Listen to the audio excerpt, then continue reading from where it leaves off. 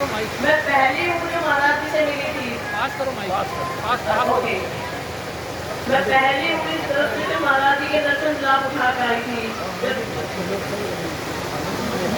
जब महाराज जी का सत्संग मुजफ्फरनगर हुआ तो महाराज जी के लिए तो मैं जितना गुणगान करूँगी उतना कम है, क्योंकि समय कम हो गया और आज महाराज जी को जाना भी है। लेकिन सतगुरु नारायण दास जी महाराज हमारे यहाँ रुके और हमारे ही कमरे में रात में जो सोए हुए थे, मैं अचानक किसी काम से गई तो मैंने देखा महाराज जी सो रहे हैं और मेरे कमरे में राम नाम की आवाज बोल रही है। मैंने धीरे से जाके देखा महाराज जी का नींद में भी बजते हैं, तो महाराज जी बिल्कुल शांत थे, गहरी नींद में थे, लेकिन कमरा राम नाम की आवाज से गूंज रहा था। सद्गुरु नारायण परमेश्वर जी महाराज ने धन्य हो, धन्य हो। राम नाम की तरंगे राम नाम के साथ इतनी कहते हैं कि अगर जो विधि आज राम निवासी महाराज जी ने बताई है, आप लोग 10-15 मिनट लगातार 1 महीना कर लेंगे तो आपकी बीमारियां, घर की अशांति या जितनी भी परेशानियां हैं वो राम नाम की तरंगों से धीरे धीरे दूर होती चली जाएगी। आप लोगों को शायद मेरा सही नाम नहीं पता है, इसलिए आप सोच रहे होंगे कि पता नहीं कौन है, कहाँ से रोज आती है सत्संग के लिए। तो जैसा आपको मेरा नाम नहीं पता है, हमारे सेवा करने वाले बंधु थे ना, हमारे साथ कोई मैम भी कह सकता है, कोई सुनिए, और मैं जब तक नहीं पलटूंगी जब तक कोई मेरा नाम नहीं बुलाएगा। मेरा नाम है छवि। आप ही बुलाओ। तो ऐसे ही आप जब परमात्मा को बुलाते हैं तो किसी भी नाम से बुलाएं, जब तक आप उसका असली नाम नहीं लेंगे तब तक जब तक ये नहीं कहेंगे राम, वो नहीं सुनेगा, क्योंकि उसे लगेगा पता नहीं किसे बुला रहे हैं, तो उसका नाम राम ही है। परमात्मा को राम नाम से बुलाया जाता है।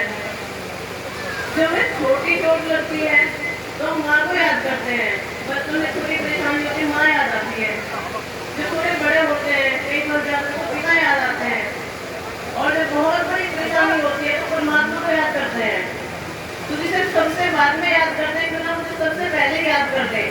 अब हम लोग इस में आ रहे हैं कि परमात्मा को हमें याद करना ही पड़ेगा, क्योंकि जो सांसें दी है तो पूरी बराबर जा रही है हमारी, तो अगर हम उसका इस्तेमाल करें तो उसी के लिए करें तो ये जो जीवन हमें मिला है मानव जीवन के सार्थक हो जाएगा। अब मेरा ही विद्यालय है वो। नारायण दास जी महाराज के लिए तो इतने सारे अनुभव मेरे पास है कि मैं बताना शुरू करूँ तो यही रात हो जाएगी। बाकी सब लोगों को बहुत दूर जाना है। महाराज जी का तो बहुत ही बातें, लेकिन रामनिवास आचार्य जी का मैं कल का अनुभव बताऊंगी।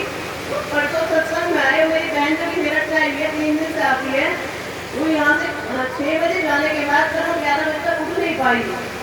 मैं तो बार बार कह रही कभी जब आती है ना किचन का काम उससे कराती हूँ, तो मैं तो बहन उठ जा करी मैं उठ ही नहीं पा रही हूँ, मुझे तो कुछ हो गया, मैंने आचार्य जी से राम से करा दूँ, कह नहीं मैं बीमार हूँ, दर्द हो गया, दर्द की दवाई ला दो। अगले दिन जब 11 बजे भी नहीं उठी, मैंने आचार्य जी को फोन किया, मेरा आचार्य जी उठ नहीं पा रही, मैं क्या करूँ, वो तो पड़ी हुई है, मेरा खाना कौन बनाएगा। आचार्य जी ने कहा जब मेरे नाम से तू नाम कर ले और उसे अपने हाथ से दे दे, मैंने कृपा भेज दिया तेरे माध्यम से। मैंने उसे जल दिया, 5 मिनट बाद मुझे किचन में खड़ी हुई कह रही मुझे तो पता नहीं क्या हो गया, मैं तो बिल्कुल ठीक हो गई। और कल से मैंने इसका पूरा फायदा उठाया हुआ है।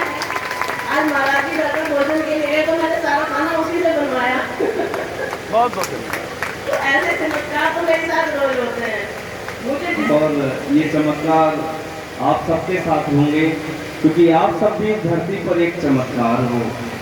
हम सबकी एक ही जाति है, हम सबके एक ही पिता हैं। संगत ऐसी मिल गई कि हम जाति नाम धर्म में बट गए, हम उसमें ना बटे। हिंदू हिंदू भाई भाई हम सब एक हैं। हम संगठित रहें, सनातनी रहें, तनातनी हमारी हट जाए, ऐसा मार्ग संतों ने हमारे द्वारा आप तक पहुंचाया है। जी विराम कर दीजिए, बोल दीजिए। अनुभव बहुत ज्यादा है। आचार्य जी विराम करने के लिए कह रहे थे, राम जी राम राम। हमारे आचार्य जी हो गए, मुझे लग रहा है मुझे तो बैठना पड़ जाएगा। ये अच्छी बात है बेटा। अभी हमारे बीच में जो साथी हैं उनका सम्मान होना है, जिन्होंने बहुत सहयोग दिया।